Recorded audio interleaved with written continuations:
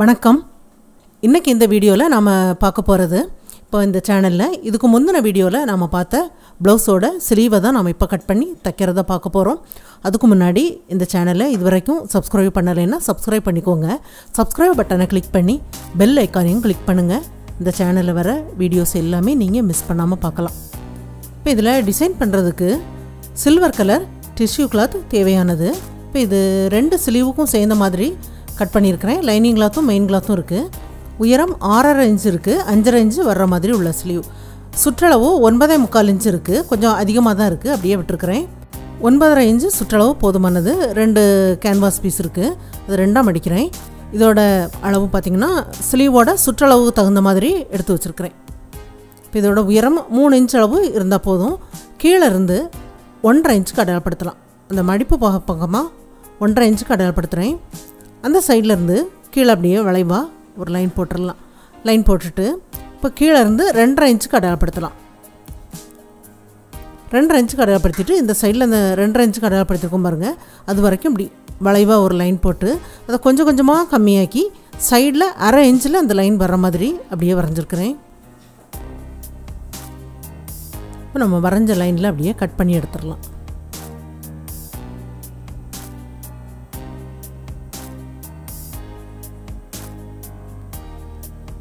இந்த ஷேப்பில் இருக்கும். இப்போ இதை அந்த சில்வர் கலர் கிளாத்தில் வச்சு அயன் பண்ணலாம். கீழே கொஞ்சம் எக்ஸ்ட்ரா கிளாத் இருக்கிற மாதிரி விட்டு அயன் பண்ணி அப்படியே கட் பண்ணியிருக்கிறேன். இப்போ இதை அந்த கேன்வாஸோட வெளிப்பக்கம் அதோட எட்ஜில் தச்சு விட்டுறலாம்.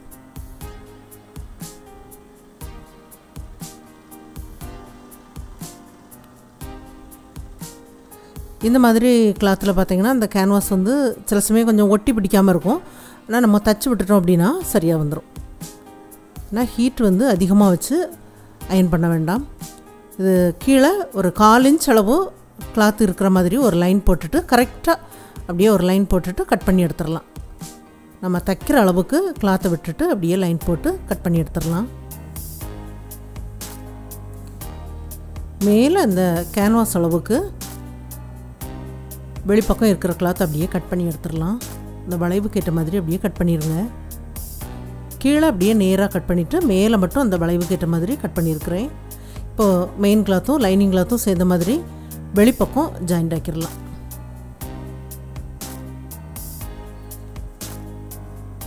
இதில் டிசைன் எல்லாமே பண்ணதுக்கப்புறம் ஸ்லீவுக்காக நம்ம வளைவாக கட் பண்ணுறது எல்லாமே கட் பண்ணலாம்.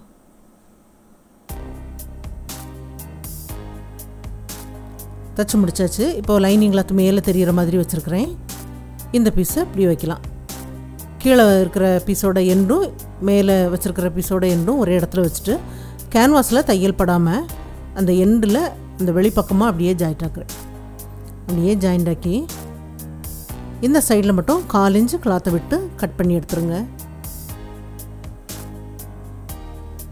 கட் பண்ணியதுக்கப்புறம் இந்த சைடில் கார்னர் வரைக்கும் கட் பண்ணிடுங்க. சைடில் எல்லாமே கிராஸில் கட் பண்ணிடுங்க.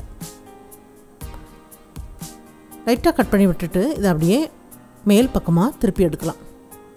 நல்லா ஈஸியாக திரும்பி கொடுக்கும். நல்லா திருப்பி எடுத்ததுக்கப்புறம் ஒரு கை வச்சு நல்லா தேய்ச்சி விட்டுருங்க. லைனிங் கிளாத்து கம்ப்ளீட்டாக அடிப்பக்கம் மடிகிற மாதிரி இருக்கணும். இதோட எட்ஜில் ஒரு தையல் தைச்சி விட்டுறலாம். எட்ஜில் தைச்சதுக்கப்புறம் மேல் பக்கமும் சேர்ந்த மாதிரி அப்படியே ஜாயிண்ட் ஆக்கிடலாம்.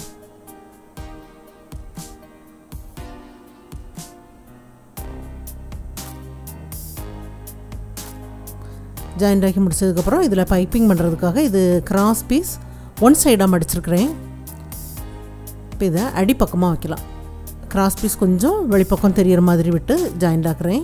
இதில் பாதி வரைக்கும் நம்ம தைச்சிட்டு அதை கட் பண்ணி எடுக்கணும். இந்த கார்னர் வரைக்கும் தைச்சதுக்கப்புறம் அந்த கார்னர்லேருந்து ஒரு 1/2 இன்ச்செல்லாம் கிளாத் இருக்கிற மாதிரி விட்டு கட் பண்ணி எடுக்கலாம். இந்த அளவுக்கு கிளாத்தை விட்டு கட் பண்ணியிருக்கிறேன். இந்த கார்னர் வரைக்கும் தைச்சிட்டு அப்படியே வெளிப்பக்கம் எடுத்துருங்க. எடுத்துகிட்டு எக்ஸ்ட்ரா விட்டுருக்கோம் பாருங்கள், அதை அப்படியே மடித்து அடிப்பக்கமாக அப்படியே திருப்பி விட்டுருங்க. திருப்பி விடும்போது இந்த மாதிரி டிசைனுக்கெல்லாம் இந்த மாதிரி 2 பீஸ் வச்சு பைப்பிங் பண்ணி பாருங்கள். ஃபினிஷிங் ரொம்ப நல்லாயிருக்கும். ஆனால் ஒரு பக்கம் பைப்பிங் பண்ணி முடித்ததுக்கப்புறம் தான் இன்னொரு சைடில் கிராஸ் பீஸ் வச்சு நம்ம ஜாயிண்ட் ஆக்கணும். இப்போ தையல் வந்து பைப்பிங்கில் படாமல் அப்படியே ஜாயிண்ட் ஆக்கி விடலாம். இன்னொரு சைடில் அதே மாதிரி ஆரம்பிக்கும் போதே கொஞ்சம் எக்ஸ்ட்ரா அந்த கார்னர் பகுதியில் உள்பக்கமாக விட்டுருங்க. கிராஸ் பீஸை விட்டுட்டு கிராஸ் பீஸ் மட்டும் கொஞ்சம் வெளிப்பக்கம் தெரிகிற மாதிரி மேலே இருக்கிற பீஸில் எட்ஜில் ஜாயிண்ட் ஆக்குங்க. எட்ஜில் ஜாயிண்ட் ஆக்கும்போது பைப்பிங் ரொம்ப மெல்லிஸாக இருக்கும். இந்த சைடில் நம்ம மடித்து தைக்கிற அளவுக்கு கிளாத்தை விட்டுருக்கிறேன் பாருங்கள். அதை அப்படியே நம்ம மடித்து அடிப்பக்கமாக திருப்பணும்.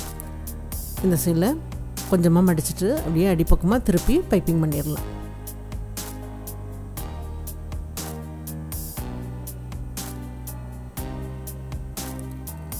இந்த சைடில் லைட்டாக அப்படி தைச்சிட்டு அப்படியே எடுத்துருங்க. பாருங்கள் ரொம்ப நல்லாயிருக்கு. இப்போ சின்ன சின்ன பீஸாக இந்த மாதிரி சதுர பீஸ் கட் பண்ணியிருக்கிறேன். இது எல்லாமே முக்கோண ஷேப்பில் மடித்து அப்படியே ஜாயிண்ட் ஆக்கிடுங்க.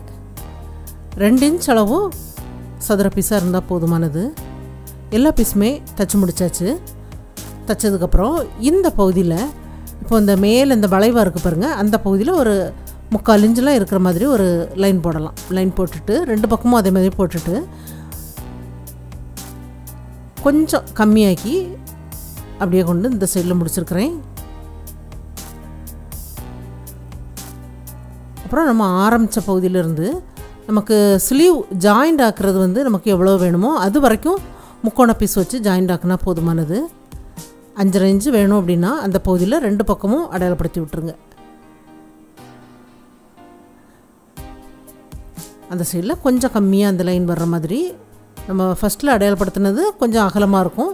அப்புறம் வர வர சைட்லேயும் அந்த லைன் வந்து கொஞ்சம் அளவு அப்படியே கம்மியாக வர்ற மாதிரி இருக்கும் பாருங்கள். அந்த மாதிரி தைச்சி முடிச்சுட்டு இப்போ முக்கோண பீஸ் வச்சு ஜாயிண்ட் ஆக்கலாம். இப்போ இந்த பகுதியிலேருந்து ஜாயிண்ட் ஆக்க ஆரம்பிக்கிறேன். இந்த பகுதியில் கொஞ்சம் அளவு பெருசாக இருக்குது பாருங்கள். இந்த பகுதியிலேருந்து ஜாயிண்ட் ஆக்கும்போது கொஞ்சம் வசதியாக இருக்கும். அடுத்தடுத்து ஒரு பீஸ் முடிகிறதுக்கு முன்னாடி இன்னொரு பீஸ் வைங்க. நம்ம உள்பக்கம் ஒரு லைன் போட்டிருக்கோம் பாருங்கள். அந்த லைனில் அந்த கார்னர் வரணும். அந்த முக்கோண பீஸோட கார்னர் வரணும். மேலே அந்த சில்வர் கலர் பீஸ் முடிகிற பகுதியில் அதுக்கு மேலே அப்படியே தையல் வர்ற மாதிரி நம்ம ஒவ்வொரு பீஸாக வச்சு ஜாயிண்ட் ஆக்கும்போது சைடில் அந்த கிளாத் இருக்கிறது தெரியும் பாருங்கள். அதில் அப்படியே ஜாயிண்ட் ஆக்கிடலாம். இந்த சைடு வர தைச்சதுக்கப்புறம் இந்த சைட்லேயும் அதே மாதிரி முக்கோண பீஸ் வச்சிடலாம். அந்த லைன் போட்டிருக்கிற பகுதியில் அந்த கார்னர் வரணும். அந்த மாதிரி வரும்போது சென்டரில் வரும்போது சின்னதாக தான் அந்த முக்கோண பீஸ் வெளியே தெரிகிற மாதிரி அந்த தையல் லைன் வரும் பாருங்கள். கொஞ்சமாக தெரிகிற மாதிரி லைன் வந்திருக்கு. இப்போது தையல் லைனுக்கு வெளிப்பக்கம் இருக்கிற கிளாத் அப்படியே நம்ம கட் பண்ணி எடுத்துடலாம். முக்கோண பீஸில் இருக்கிற கிளாத்தை அப்படியே கட் பண்ணி எடுத்துடலாம். கட் பண்ணி எடுத்தாச்சு. இதே மாதிரி இந்த சைட்லேயும் நம்ம தைச்சி விட்டுறலாம். கொஞ்சம் அளவு பெருசாக இருக்கிற பகுதியிலேருந்து தைச்சி முடிச்சிருக்கிறேன். 2 பக்கமே எக்ஸ்ட்ரா கிளாத்தை கட் பண்ணி எடுத்தாச்சு. இது கிராஸ் பீஸ். இது 2ஆக மடித்து 1 ஃபுட் அளவுக்கு தையல் விழுற மாதிரி அப்படியே ஜாயிண்ட் ஆக்குங்க. அந்த ஃபுட்டுக்கு வெளிப்பக்கம் கிளாத் வராத அளவுக்கு தைச்சிட்டு அந்த தையலுக்கு வெளிப்பக்கம் 1 போல் கட் பண்ணி எடுத்துருங்க. 1 போல் கட் பண்ணி எடுத்துகிட்டு தைக்கும்போது தான் அந்த அளவுகள் 1 போல் வரும். இப்போ மடிப்பு பாகம் இந்த சைடில் இருக்கிற மாதிரியும் அந்த நூல் இலைகள்லாம் கீழே இருக்கிற பீஸில் நூல் இலைகள் இருக்குது பாருங்கள். அது பக்கமாக கரெக்டாக வச்சுட்டு அதுக்கு மேலே அப்படியே வச்சு ஜாயிண்ட் ஆக்கும்போது அந்த நூல் இலைகள்லாம் மறைக்கிற மாதிரி அந்த தையல் லைன் வருது. இந்த கார்னரில் வந்ததுக்கப்புறம் அதில் நீடில் இருக்கும்போது இந்த பீஸை அப்படியே திருப்பி விட்டுருங்க. மடித்து கொடுக்க வேண்டாம். திருப்பி விட்டுட்டு நம்ம ரெண்டாவதாக அதை அதுக்கு மேலே கவர் பண்ணுற மாதிரி தைக்கும்போது அதில் மடித்து கொடுக்குற மாதிரி தான் வரும். தைச்சதுக்கப்புறம் இதை அப்படியே திருப்பி அதுக்கு மேலே தைக்கும்போது அந்த தையல் லைன் அந்த நூல் இலைகள்லாம் உள்பக்கமாக போய் அதில் ஒரு பைப்பிங் இருக்கிறது நல்லாயிருக்கும் பாருங்கள்.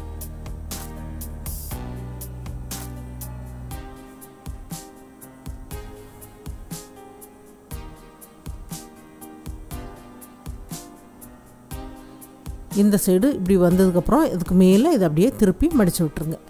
நம்ம ஃபஸ்ட்டில் அப்படியே திருப்பி தான் தைச்சோம். ஆனால் ரெண்டாவதாக தைக்கும்போது அது அப்படி மடித்து தைக்கிற மாதிரி அந்த சைடில் கார்னராக அந்த பைப்பிங் வரும் பாருங்க. தைச்சி முடிச்சாச்சு. தைச்சதுக்கப்புறம் 3 பீஸ் இருக்குது. 3.5 இன்ச் அளவும் இருக்கிற மாதிரி 3 பீஸ் கட் பண்ணியிருக்கிறேன். எல்லா பீஸையுமே முக்கோண ஷேப்பில் தைச்சி விட்டுருங்க. தைச்சதுக்கப்புறம் 1க்கு மேல் 1 வைக்கலாம். ஒரு 1/4 இன்ச் அளவு வெளிப்பக்கம் தெரிகிற மாதிரி 3 பீஸையும் சேர்ந்த மாதிரி வச்சு ஒரு தையல் தைச்சிருங்க. தைச்சிட்டு இந்த ஸ்லீவுக்கு அடிப்பக்கமாக வச்சுட்டு கீழே உள்ள பகுதி எல்லாமே நேராக அந்த அளவுக்கு வர்ற மாதிரி இந்த பீஸ் வச்சுருங்க. வச்சு ஜாயிண்ட் ஆக்கி முடிச்சுட்டு அந்த முக்கோண பீஸில் எல்லாமே பீட்ஸ் வச்சு தைச்சி முடிச்சிருக்கிறேன் பாருங்கள். அதுக்கு சென்டரில் பெரிய பீட் அதை சுற்றி அந்த ஒயிட்டு பீட்ஸும் வச்சு தைச்சி முடிச்சிருக்கிறது ரொம்ப நல்லாயிருக்கு பாருங்கள். இது குயிக்காக தச்சு முடிக்கிற மாதிரி உள்ள ஒரு ஃபேன்சியான ஒரு ஸ்லீவ் டிசைன். இது பேக் சைடு மாடலுக்கும் பொருந்துகிற மாதிரி இதை நான் பண்ணியிருக்கிறேன். இப்போ அந்த ப்ளவுஸில் ஃப்ரண்ட்டில் பார்த்திங்கன்னா வெறும் பைப்பிங் மட்டும் வச்சு விட்டால் போதுமானது. ஏன்னா அந்த பேக் சைடில் வந்து கீழே தான் நமக்கு அந்த டிசைன் இருக்குது, சைடில் எல்லாமே பைப்பிங் தான் வந்திருக்கு. அதனால் ஃப்ரண்ட்டில் பைப்பிங் மட்டும் இருந்தாலே அந்த ப்ளவுஸ் வந்து ரொம்ப நல்லாயிருக்கும். இது ரொம்ப ஒரு ஃபேன்சியான ஒரு ப்ளவுஸ் டிசைன். இது எல்லாருக்கும் பிடிக்கும்னு நினைக்கிறேன். இந்த சேனலில் பார்த்திங்கன்னா அந்த கமெண்ட்ஸில் நிறைய வியூவர்ஸ் வந்து தையலை பற்றின சில விஷயங்களை சந்தேகங்களை கேட்டுட்ருக்குறாங்க. இப்போ அவங்களுக்காகவே என்னோடய ரெத்னா பிகினர்ஸ் கிளாஸை நீங்கள் பார்த்திங்கன்னா அதில் எல்லா விஷயமும் அதில் தையலை பற்றின நுணுக்கமான விஷயங்கள் எல்லாமே அதில் நான் சொல்லியிருக்கிறேன். எல்லா வீடியோக்களும் அதில் இருக்குது. மேலும் அதில் வந்து எல்லா விதமான வீடியோக்களும் ப்ளவுஸை பற்றின சந்தேகங்கள், சின்ன சின்ன நுணுக்கமான விஷயங்கள் எல்லாமே நான் அதில் அப்லோட் பண்ணிட்டு தான் இருக்கிறேன். நீங்கள் அதை வாட்ச் பண்ணுங்கள்.